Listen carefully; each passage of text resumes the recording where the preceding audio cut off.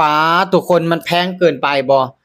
2-3มื้อก่อนหมอลำลงคลิปไปเนาะตุกหนึ่ง80,000มา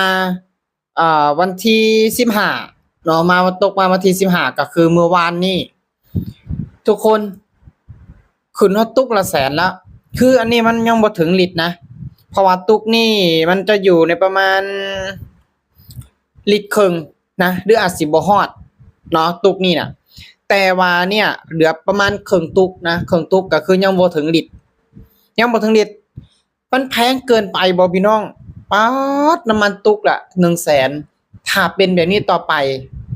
ประชาชนเฮาสิอยู่แบบใดพี่น้อง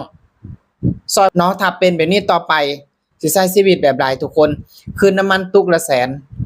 นะทั้งที่